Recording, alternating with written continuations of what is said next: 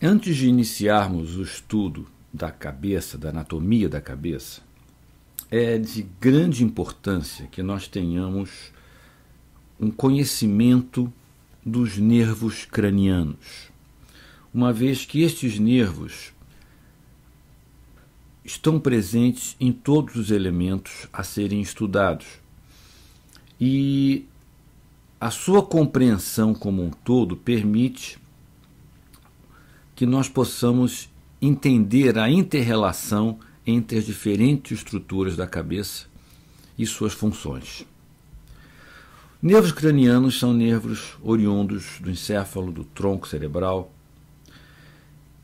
e que exercem diferentes funções, sejam funções sensitivas, sejam funções motoras, e vão atuar nas diferentes áreas da cabeça e do pescoço. São 12 pares de nervos cranianos.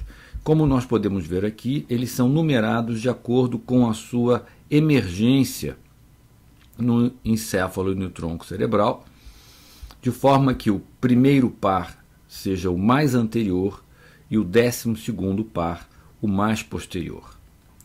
São eles, então, o primeiro par, que é o nervo olfatório, o segundo, o nervo óptico, o terceiro, nervo oculomotor, o quarto, o nervo troclear, o quinto é o nervo trigêmeo, o sexto é o nervo abducente, o sétimo, o nervo facial, oitavo, nervo vestíbulo coclear, o nono, glossofaríngeo, o 10º, o nervo vago, 11º, o nervo acessório, 12º, o nervo hipoglosso. Nós vamos então aqui analisá-los isoladamente, mas é importante compreendermos desde já que o conhecimento da anatomia do crânio inclui que nós possamos reconhecer todas essas estruturas nele existentes, como, por exemplo, os muitos forames. E como nós vemos nessa comparação das duas imagens, esses forames são por onde os nervos cranianos irão emergir do crânio, irão sair do crânio em sua grande maioria. E vemos então aqui, por exemplo, o nervo óptico saindo do canal óptico. A fissura orbitária superior é um importante local de passagem dos nervos cranianos relacionados aos movimentos do globo ocular, como o oculomotor, o troclear e o abducente. O forame redondo é por onde teremos a emergência do nervo maxilar, um dos ramos do nervo trigêmeo. O outro ramo, o mandibular, vai emergir pelo forame oval. O meato acústico interno, situado no osso temporal, é o local por onde irão sair dois nervos cranianos, que são o nervo facial e o nervo vestíbulo coclear. O forame jugular também é um importante local de emergência de nervos cranianos. 3 nervos cranianos deixam o crânio através do forame jugular: o nervo glossofaríngeo, o 9º par, o nervo vago, o 10º par, e o nervo acessório, o 11º. Finalmente, o nervo hipoglosso emerge através do canal do hipoglosso. Nós vemos então que o conhecimento dos nervos cranianos se confunde com o próprio conhecimento geral da anatomia do crânio, uma vez que devemos saber quais nervos irão passar por quais forames. Então, isso nos dará uma noção melhor da inter-relação entre as diferentes estruturas do crânio. Analisando de uma maneira isolada, vamos começar então pelo primeiro par craniano, o nervo olfatório. O nervo olfatório é o nervo responsável pela inervação da região olfatória da cavidade nasal. Aqui nós temos a cavidade nasal e é importante que nós possamos nos localizar exatamente que região é esta. O nervo olfatório ele fica situado sobre esta região, onde nós temos a lâmina crivosa do osso etimoide, que corresponde, portanto, ao teto da cavidade nasal. Ao ficar a cada lado da crista galea aqui, os dois nervos olfatórios, primeiros pares, poderão emitir através desses pequenos orifícios os seus ramos, como vemos aqui. Esses ramos, então, passando através dos orifícios da lâmina crivosa do etimoide, irão alcançar, irão inervar a parte superior da cavidade nasal. E é exatamente essa parte que nós chamaremos então de região olfatória, a mucosa olfatória. Aqui teremos a capacidade de diferenciar os diferentes odores. Então, este é o nervo olfatório, situado na lâmina crivosa, perfurando para inervar a parte superior da cavidade nasal, como vemos aqui então demonstrado. O segundo par craniano é o nervo óptico, um nervo também muito importante, e é o nervo da visão. Poderíamos dizer que o nervo óptico representa o prolongamento do sistema nervoso até o globo ocular, onde ele irá então ser o responsável pela captação das imagens que iremos perceber.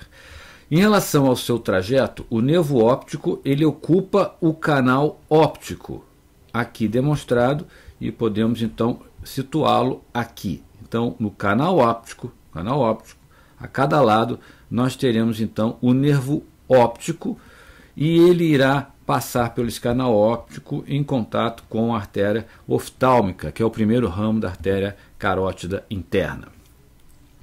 Os nervos subsequentes seriam agora o terceiro, o quarto e o sexto pares cranianos.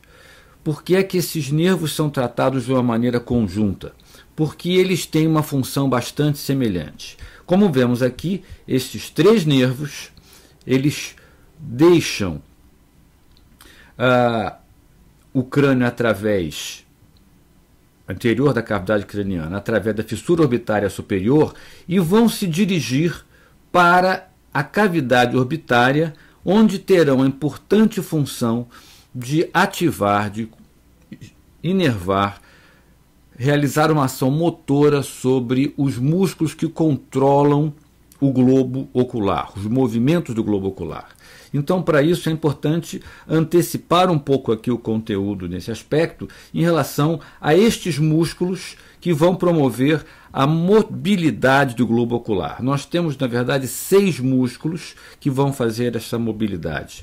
O reto superior, o reto inferior, o reto lateral, o reto medial, o oblíquo superior e o oblíquo inferior. E exatamente estes 3 pares cranianos irão desempenhar as funções respectivas nesses músculos. Então, inicialmente, nós vamos falar do quarto par, do nervo troclear, que irá inervar este músculo, que é o músculo oblíquo superior. O seu nome troclear deriva desta estrutura denominada tróclea, uma espécie de polia por onde passa o músculo troclear. Então, o quarto par, nervo troclear, inerva o músculo troclear, o músculo oblíquo superior. O sexto par tem o nome de abducente porque irá inervar o músculo reto lateral do globo ocular. E ao inervar o reto lateral, a contração do reto lateral irá promover uma abdução do globo ocular. E por isto o sexto par craniano tem o nome de nervo abducente. Uma vez que o oblíquo superior foi inervado pelo troclear, quarto par, e o sexto par, o abducente, vai inervar o músculo reto lateral, fica mais fácil memorizar então que o nervo oculomotor, que é o terceiro par, irá ser responsável pela contratilidade dos músculos remanescentes, dos outros, que são o reto superior, o reto inferior, o reto medial e o oblíquo inferior. Então, esses 3 músculos, o terceiro, o quarto e o sexto par, têm por função essencialmente mover o globo ocular, entre outras que serão mencionados posteriormente durante o estudo do olho. Mas, essencialmente, essa é a função desses 3 nervos cranianos. Chegamos, então, ao 5º par craniano, que é o nervo trigêmeo. Este nervo ele é de fundamental importância para a compreensão da anatomia da cabeça como um todo. É um nervo bastante espesso, como vemos aqui, e ele tem a sua subdivisão em 3 ramos, o primeiro, o segundo e o terceiro ramo, oriundos do chamado gânglio trigeminal. A partir deste gânglio, o nervo trigêmeo emite 3 ramos. O primeiro ramo mais superior, que é o nervo oftálmico, o segundo ramo, o nervo maxilar, e o terceiro ramo, o nervo mandibular. O nervo oftálmico irá sair pela fissura orbitária superior, se dirigindo à cavidade orbitária. O nervo maxilar irá ultrapassar o forame redondo, indo em seguida, então, inervar uma importante região da cabeça que nós poderíamos definir como a parte média da cabeça. Vemos aqui, então, a sua distribuição na região maxilar, chegando a emergir anteriormente na face, como falaremos a seguida. E o terceiro ramo é o ramo mandibular do nervo trigêmeo, também bastante importante. Iremos então analisar de forma separada estes nervos. De uma maneira geral, é importante notar que, emergindo desde o gânglio trigeminal, eles vão inervar a cabeça de uma forma que nós poderíamos resumir em 3 estágios, em 3 andares. É claro que, ao falar disto aqui, nós estamos falando principalmente da extensão cutânea, mas também no interior da cabeça nós poderemos subdividir a divisão da sensibilidade da cabeça, uma vez que o trigêmeo é essencialmente um nervo de sensibilidade. Na parte superior ficaria sob a responsabilidade do ramo oftálmico. A parte média da cabeça seria inervada essencialmente, aqui incluída a cavidade nasal e região maxilar, pelo nervo maxilar. E a parte mais inferior da cabeça, em relação à mandíbula e outras partes da cavidade bucal, por exemplo, seriam inervadas pelo nervo mandibular. Estes nervos irão iniciar-se no gânglio trigeminal, mas irão se estender até emergir na face. Então, além de inervar os seus trajetos respectivos, como na cavidade orbitária, na região maxilar e na região mandibular, incluindo cavidade bucal, eles vão fazer esse trajeto de inervação da cabeça e os 3 ramos irão emergir através de ramos terminais na própria face, vindo a inervar a pele da face. Então, nós vemos, por exemplo, na parte superior, diversos ramos do nervo oftálmico irão inervar as diferentes partes da pele e da face nessa região, como o nervo supraorbitário, o nervo supratroclear, o nervo infratroclear, o nervo lacrimal e o nervo nasal externo. Portanto, esta região da pele da cabeça vai ser inervada pelo nervo oftálmico. Da mesma maneira, a parte intermediária também será inervada por um ramo do trigêmeo, que é o maxilar. Então, nós vemos aqui o ramo zigomático temporal, o zigomático facial e o ramo infraorbitário, todos eles emergindo através dos forames com os mesmos nomes. E, inferiormente, nós teremos o nervo mandibular, que também irá inervar a pele da parte inferior da cabeça. Além disso, estes nervos terão a função de inervar, como eu falei, a parte mais interna da cabeça. Chamamos atenção aqui, por exemplo, vamos seguir aqui o nervo maxilar. Veremos que o nervo maxilar vai promover a inervação de regiões importantes, como a cavidade nasal, e aqui vemos, por exemplo, todos os dentes da arcada dentária superior, da arcada maxilar, sendo inervados pelo nervo maxilar. Quando nós olhamos, então, o nervo mandibular, este é o ramo mais complexo dos 3 ramos do trigêmeo. Por quê? Dissemos que o trigêmeo é essencialmente um nervo sensório. Ele vai ter a grande função de dar a sensibilidade para a cabeça. Entretanto, o ramo mandibular, o terceiro ramo do trigêmeo, não apenas é um nervo de sensibilidade, mas também tem função motora, como veremos adiante, uma vez que ele é responsável pela motilidade, pela contração dos músculos da mastigação. Isso será visto oportunamente ao longo do estudo da cabeça.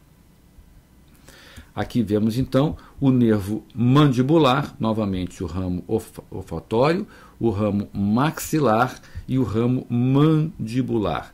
Por exemplo, aqui nesta imagem nós vemos como ele irá continuar-se como nervo alveolar inferior e prover a inervação dos dentes da arcada inferior, da arcada mandibular. Portanto, nervo trigêmeo, 3 ramos: maxilar, oftálmico e mandibular.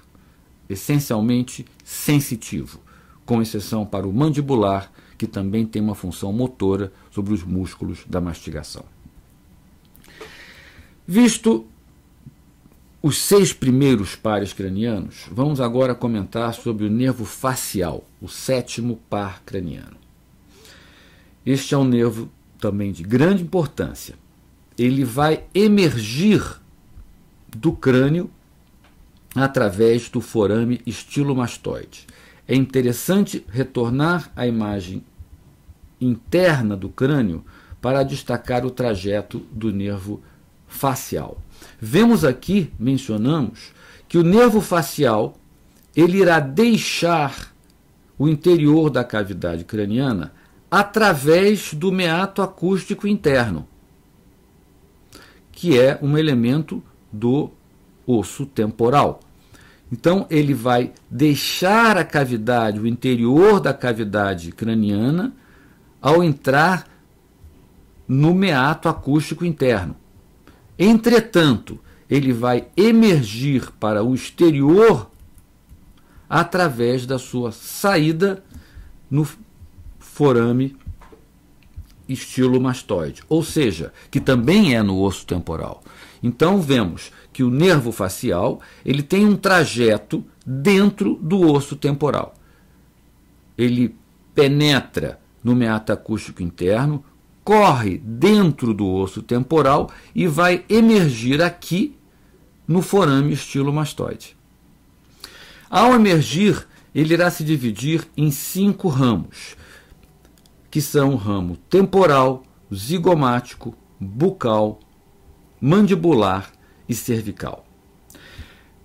Entre as várias funções do nervo facial, nós certamente poderemos destacar o fato de que ele será o nervo motor, por excelência, de todos os músculos da mímica facial, que irão, portanto, nos permitir a expressão facial, uma vez que esses músculos estão ligados à pele da face.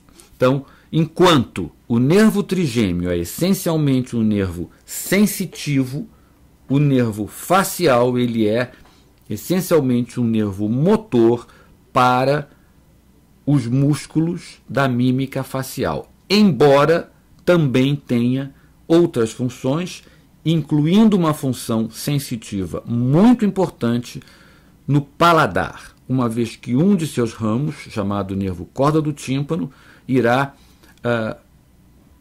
permitir a sensibilidade especial, ou seja, o paladar que nós temos na metade anterior da língua, o que será visto posteriormente. Um aspecto importante a ser destacado do nervo facial como vemos nessa imagem, é que ele emite os seus 5 ramos no interior da glândula parótida. Vemos que ele vai emergir junto ao forame estilomastoide e logo penetrar na glândula parótida, o que apresenta uma importante relação anatomoclínica, na medida em que operações que necessitam atuar sob a parótida apresentam um risco de oferecer como consequência desagradáveis lesões do nervo facial. Então, esse aspecto anatômico do facial ser dentro da parótida é um aspecto importante. O 8º par craniano é o nervo vestíbulo coclear, como vemos aqui. Voltando lá atrás, vimos que o nervo facial irá emergir, irá sair do interior da cavidade craniana através do forame vestíbulo coclear, do meato acústico interno, no temporal. E através desse mesmo meato acústico interno, teremos também a passagem de outro nervo, que é o nervo vestíbulo coclear. Ou seja, o 7º e o 8º pares cranianos saem do crânio através do meato acústico interno. A diferença é que o nervo facial vai penetrar no meato acústico interno, correr dentro do osso temporal e emergir pelo forame estilomastoide. Por outro lado, o nervo vestíbulo coclear, que também entra aqui junto com o nervo facial, ele se destina a inervar as estruturas do ouvido, que são contidas dentro da porção petrosa do osso temporal. Ou seja, enquanto o nervo facial entra no meato acústico interno e sai pelo forame estilomastoide, o vestíbulo coclear ele entra pelo meato acústico interno e ali fica, no interior do osso temporal, pois a sua função é inervar o ouvido que fica dentro do osso temporal. Ele não emerge para o exterior do crânio, por assim dizer. Exatamente aqui nós vemos uma figura ampliada, que nós vemos todo o aparato do ouvido médio, ouvido interno ampliado, mas apenas para demonstrar que o 8º par é o nervo vestíbulo coclear, que irá inervar o ouvido, por isso denominado vestíbulo coclear. Nós temos a região vestibular do ouvido e a região coclear do ouvido interno. Este foi o 8º par. O 9º par é o nervo glossofaríngeo. O nervo glossofaríngeo, então, será um dos 3 nervos cranianos que irá emergir através do forame jugular. Retornando à figura anterior, vemos então, aqui nós iremos ver o forame jugular. O forame jugular, aqui nós temos o seio sigmoide, lembrando que logo abaixo desse forame jugular nós teremos o início da veia jugular interna. Pois bem, neste mesmo forame jugular nós teremos a emergência, a saída de 3 nervos cranianos, que são o 9º par, o glossofaríngeo, o 10º par, o vago, e o 11º par, que é o nervo acessório. Então, retornando ao nervo glossofaríngeo, ele emergiu através do forame jugular e sua principal função de inervação ocorrerá na língua, na parte mais posterior da língua. O glossofaríngeo ele permite a sensibilidade geral da região posterior da língua, enquanto veremos que o hipoglosso irá fazer a motilidade. Então, glossofaríngeo, 9º par craniano, emergindo pelo forame jugular, sua função principal refere-se à inervação da região posterior da língua. O 10º par é o nervo vago. É difícil dimensionar a importância do nervo vago no corpo. Primeiro, por sua longa extensão. Ele se inicia já na emergência no forame jugular do crânio e vai se estender, vai estender toda a sua ação até o abdômen. E nesse trajeto ele vai ter várias funções em diferentes regiões. Ele vai atuar, por exemplo, de uma maneira muito importante sobre o laringe, com a movimentação dos músculos do laringe, etc. Ele vai descer ao longo do tórax, como uma rede em torno do esôfago, vai novamente se condensar em 2 troncos no esôfago terminal e irá inervar todas as vísceras do abdômen superior. Porque, além de exercer funções sensitivas e motoras, o nervo vago tem a importante função de ser o principal elemento carreador de estímulos parasimpáticos do sistema nervoso autônomo. Então, no estudo da anatomia do corpo, nós iremos seguir este nervo vago, desde a sua emergência no forame jugular até a sua ação nas próprias vísceras abdominais. Falaremos muito sobre o nervo vago. O nervo acessório, o 11º par, o terceiro daqueles que também emerge pelo forame jugular, ele tem a principal ação de suprir a inervação dos músculos esternocleidomastoide e trapézio.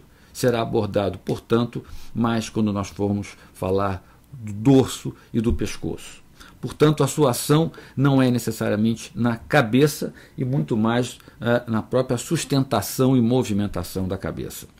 E, finalmente, teremos o nervo hipoglosso. O nervo hipoglosso que irá deixar o crânio através do canal do hipoglosso.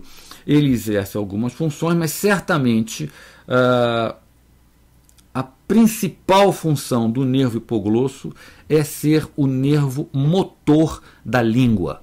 Quando formos estudar a língua, veremos que a língua tem diferentes aspectos de inervação, tanto referente à sua sensibilidade dolorosa, como a sensibilidade do paladar, mas a sua atividade motora, a movimentação dos músculos da língua é regida pela ação do nervo hipoglosso.